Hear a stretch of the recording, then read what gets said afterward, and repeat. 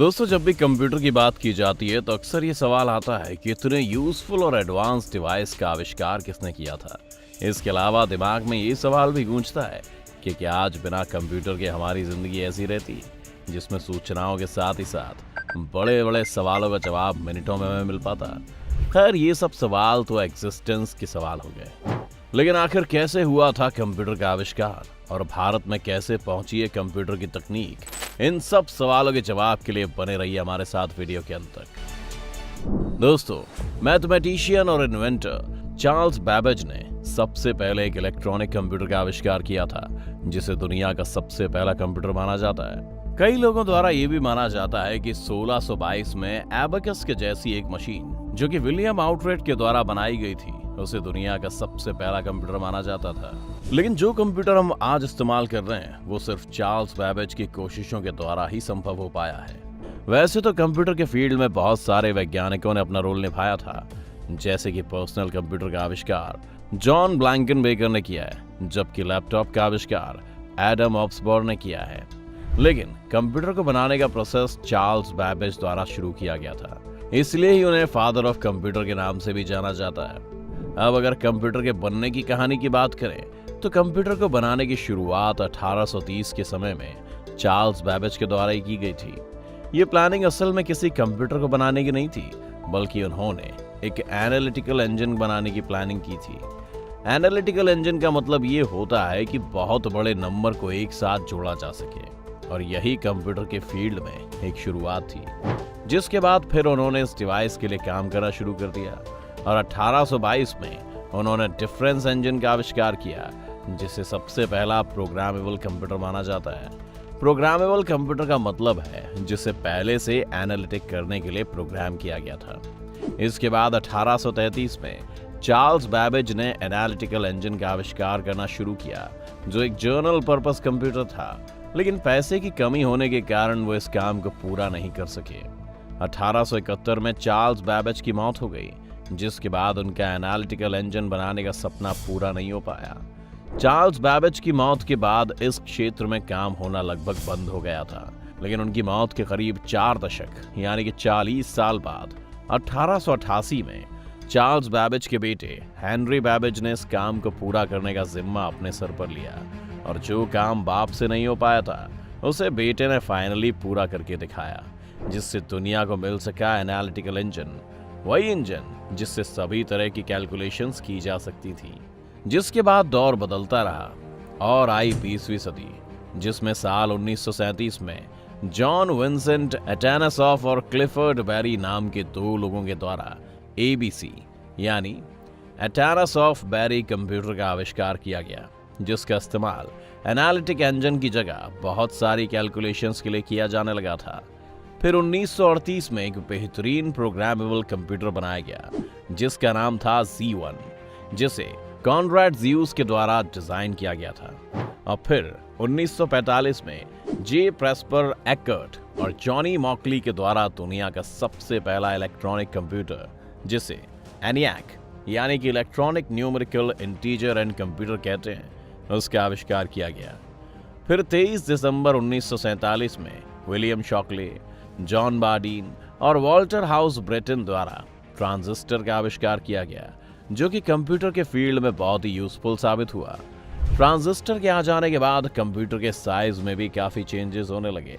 जिस कंप्यूटर को रखने के लिए एक पूरे कमरे की जरूरत पड़ती थी, ट्रांजिस्टर के आविष्कार के बाद उस कंप्यूटर का साइज भी छोटा हो गया, जिसे कि आसानी से हैंडल किया जा सकता था।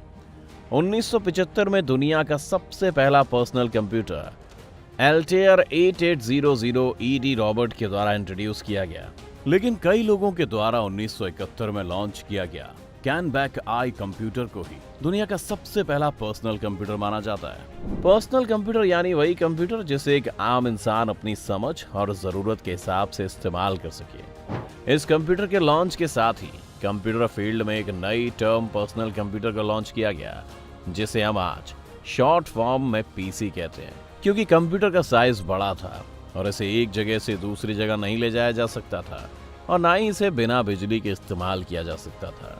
इसलिए इस चीज की कमी भी दुनिया भर के इंजीनियर्स में खलने लगी थी, जिसका एक ही इलाज था कि कैसा कंप्यूटर बनाया जाए जिसमें इसका CPU अलग से ना होकर स्क्रीन के साथ ही मौजूद हो और इसके साथ ही साथ उसे चलाने के लिए उसमें बैटरी का इस्तेमाल किया जा सके।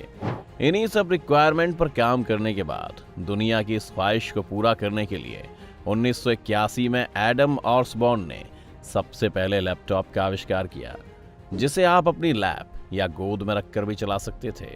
लैपटॉप के लिए अलग से किसी पेरिफेरल डिवाइसेस की जरूरत नहीं थी, बल्कि इसमें पहले से ही touch pad, keyboard, mouse, speaker, microphone सभी फीचर्स मौजूद थे। इसलिए इसने मार्केट में लॉन्च होते ही बहुत सफलता हासिल कर ली और लोगों के बीच आज तक इसकी इंपॉर्टेंस बनी हुई है। जब इस लैपटॉप को मार्केट में पहली बार लॉन्च किया गया तब लैपटॉप की कीमत $795 थी, लेकिन इसकी इतनी ज्यादा कीमत होने के बाद भी बहुत सारे लोगों ने इसके अनोखे फीचर के कारण और ज्यादा सुविधा मिलने के कारण इसे उतने ही महंगे दाम पर खरीदा। दुनिया की कहानी सुनाते सुनाते अपना देश भी याद आ जाता है। 1952 में भारत में कंप्यूटर युग की शुरुआत को माना जाता है, जब भारतीय सांख्यिकी संस्थान यानी इंडियन स्टैटिस्टिकल इंस्टीट्यूट कोलकाता में पहले कंप्यूटर की शुरुआत हुई। इस ISI में इस्तेमाल होने वाला पहला एनालॉग कंप्यूटर भारत का पहला कंप्यूटर था। ये कंप्यूटर 10 बाय 10 की मैट्रिक्स को हल कर सकता था। इसी समय भारतीय विज्ञान संस्थान बेंगलुरु में भी एक एनालॉग कंप्यूटर स्थापित किया गया, जिसका प्रयोग डिफरेंशिएशन के एनालिसिस के रूप में किया गया।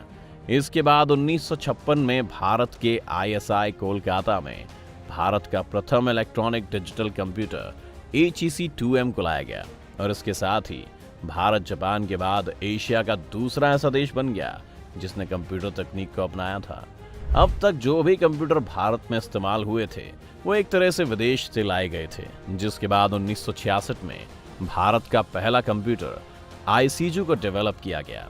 इस कंप्यूटर को दो संस्थाओं, भारतीय सांख्यिकी संस्थान और कोलकाता की जादवपुर यूनिवर्सिटी ने मिलकर तैयार किया था। इसी कारण इसे ICJU नाम दिया गया।